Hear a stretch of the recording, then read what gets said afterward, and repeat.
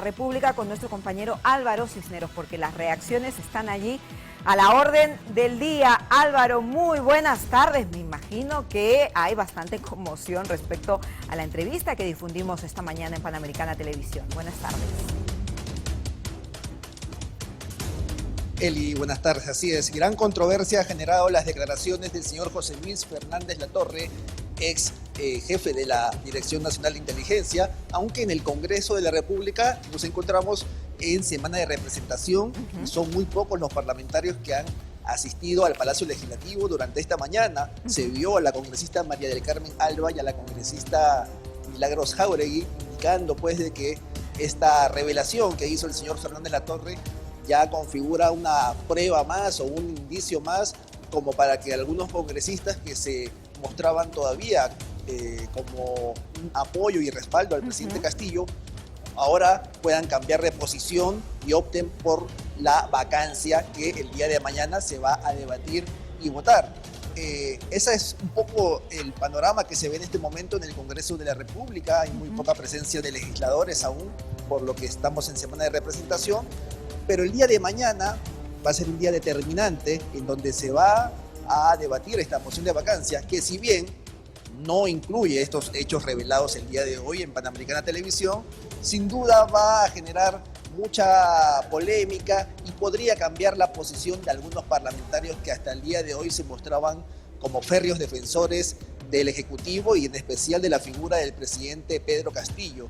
Así es de que en las próximas horas podría haber novedades. Hemos visto también pronunciamientos en redes sociales como el congresista Carlos Anderson y la congresista Patricia Juárez, quienes han indicado también de que esta revelación pues es un ingrediente más como para poder ya aceptar una vacancia contra el presidente Pedro Castillo. Sin embargo, para ello se necesitan 87 votos y al menos hasta este momento no hay asegurados esos 87 votos, pero como mencionaba, en las próximas horas se van a dar algunos cambios, probablemente en algunos congresistas, luego de conocerse todas estas denuncias tan graves que ha hecho el señor Fernández Latorre y que incluye también una serie de audios que ya se están presentando a la Fiscalía para realizar las investigaciones correspondientes. Claro, que sería considerado como material probatorio.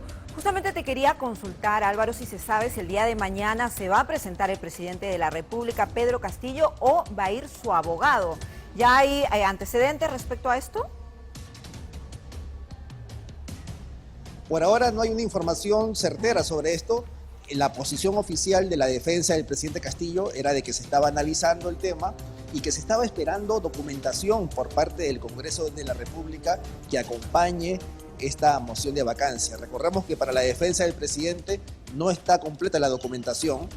El abogado Benji Espinosa indicó de que se debía entregar una serie de información que se debe anexar a esta moción de vacancia y eso no se ha realizado hasta el día de hoy, según la versión del abogado Benji Espinosa. Y él indicó de que si se llega a debatir la moción de vacancia sin que se entregue esa documentación, sería un acto nulo.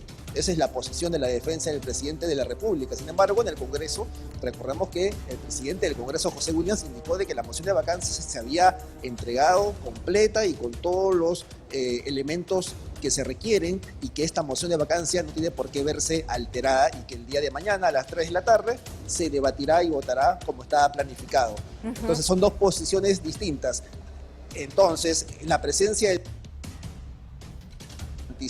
tampoco incluso la presencia del abogado, porque si el abogado considera que este es un acto nulo, es probable que no participe al considerarlo un acto nulo. Y recordemos también que el ministro de Justicia, Félix Chero, ya adelantó abiertamente que así se llegue a los 87 votos, no van a considerar esa vacancia como válida y que van a acudir a los organismos internacionales necesarios para hacer respetar lo que él considera la voluntad popular, ¿no?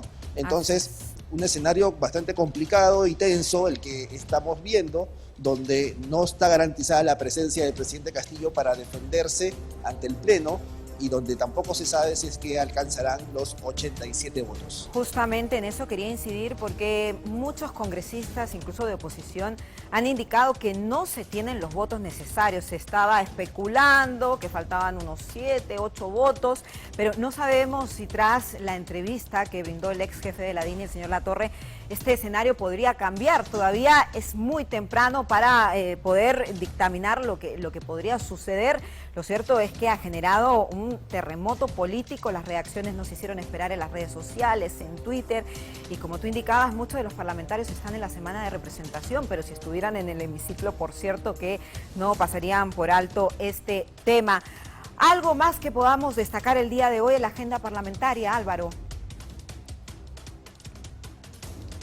Es un día bastante tranquilo en el Congreso, es semana de representación, no hay actividades programadas y el día de mañana sí la sesión está programada para las 3 de la tarde, una sesión exclusivamente para analizar este tema de la moción de vacancia y que va a tener también una gran cantidad de legisladores que estarán de manera virtual, muy probablemente, porque gran parte de ellos se encuentran en sus respectivas regiones y esto va a significar también un debate que tendrá que establecerse sus parámetros antes del Pleno para saber cuáles son los tiempos asignados a cada bancada para poder pronunciarse ante este tema.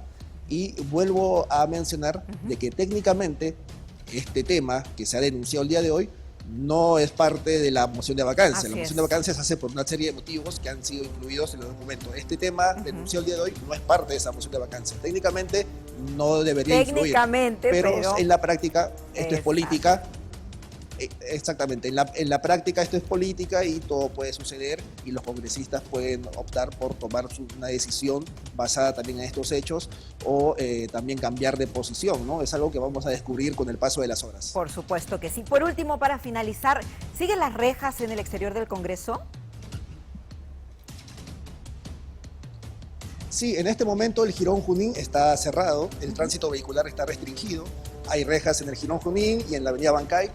Pero recordemos que las rejas en los alrededores del Congreso es algo que se viene dando desde hace por lo menos 2 años, incluso más, porque ya había muchas manifestaciones en los últimos tiempos. Así es que la restricción vehicular del Jirón Junín es algo que se da de manera recurrente, incluso ha habido muchas molestias de los comerciantes. No es una novedad de que se cierren las calles en los alrededores, pero sí hay un poquito más de seguridad debido a que hay supuestos actos preparatorios para atentar contra el Congreso, según denunciaron algunos congresistas. Bien. Pero hay ciertas restricciones en algunas calles por ahora. Perfecto, Álvaro. Muchas gracias.